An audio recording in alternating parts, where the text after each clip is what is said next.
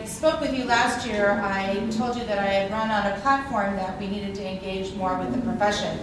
And so I announced that we were going to do a series of idea summits, which would involve both professors and professionals to focus on how we can keep journalism and mass communication education relevant and focused on the future.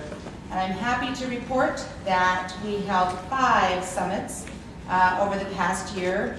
AEJMC sponsored the first in Dallas, thanks to Paul Parsons and Beth Barnes for that, and that was mostly administrators. We were in San Diego in April, thanks to Diane Boardman at San Diego State University, who hosted that. In May, we were at Loyola University in Chicago, thanks to Don Heider.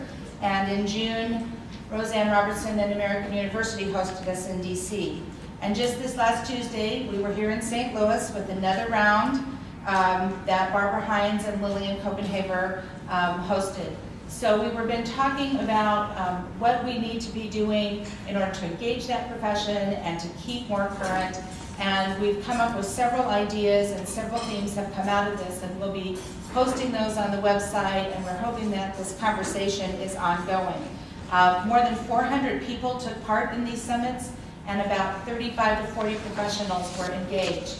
We've had great support from the profession in this, and they want to continue, and what we're hoping to come out of this is ideas for you, not just things that are wrong, but ideas of how to tackle issues on faculty development and tackle issues on technology and tackle issues of relevance and innovation and curriculum.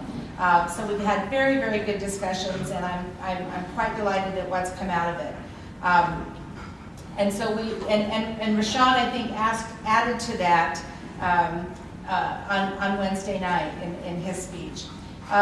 Also last year, Paul Parsons and I met in Denver with Eric Newton at the Knight Foundation. And we talked about how we could incorporate the Knight News Challenge development of open source software to more into our journalism and mass communication programs because they're developing some really amazing products and we thought our students and faculty needed to have access to that. So the beginning discussion was how could we promote and get you more information on the products that are being developed and are being used in places like the New York Times and Washington Post. And so we decided to each host a session. AEJMC did a session in Dallas in February, and we will have a session here at 12:15 in Landmark 2 that is going to highlight some of the recent developments that have come out of the Knight News Challenge. And these are really wonderful products. Again, they're open source, so you can use them however you want, and they're also going to talk to you about how they're being used in the industry currently. So that was the original discussion. That discussion led to a bigger discussion about helping you as faculty members incorporate this more or think about even new ways of using this open source software.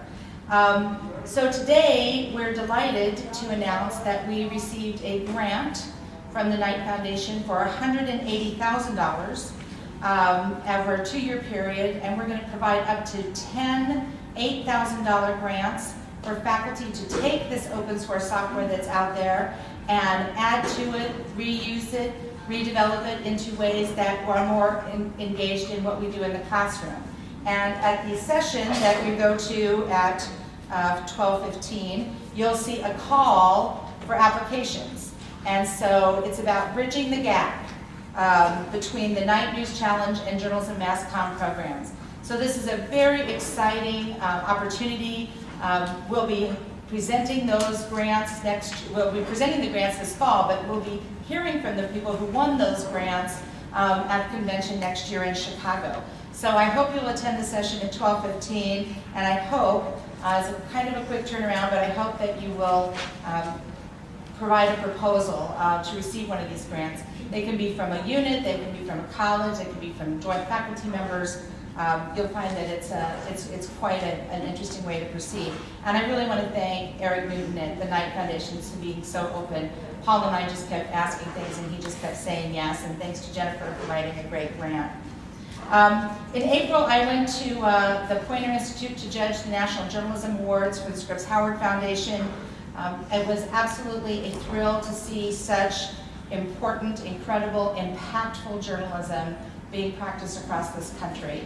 I was fortunate to be on the commentary judging team. I should say unfortunate because we had almost 360 pieces of work to judge.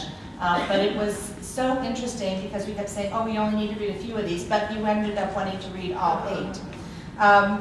And during a conversation there with Mike Phillips and Sue Porter from the Scripps Howard Foundation, we discussed this theme that was coming out of the summits was that there wasn't enough opportunity for faculty development in this new age of technology.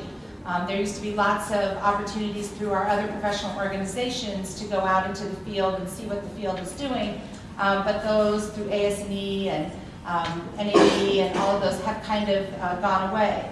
And so on the spot, Scripps Howard agreed to fund 3 faculty externship grants for $4,000 apiece. We turned that around in about 12 days. We had 64 applications and 3 of our members were chosen. One went to the Chicago Tribune, the other went to the Oregonian, and one was at WCPO ABC TV in Cincinnati. I thank all of the media outlets who, when I called, said, would you do this? And Peter Batti at the Oregonian said, so let me get this straight. You want me to take somebody in my newsroom for 2 weeks and I don't have to pay for them? And I said, that's right. And he said, I'm in.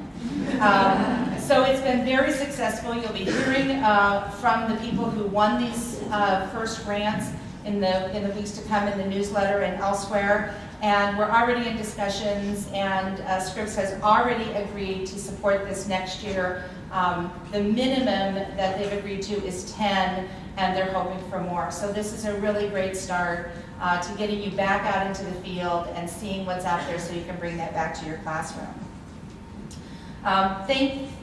Finally, I want to thank Rashad Tabakawala. He missed a board meeting so he could be here with us on Wednesday night for his keynote. I thought he gave us some really good things to think about, and I hope that you've all signed up for Twitter and done your blog and all those kinds of things that he already told us to do.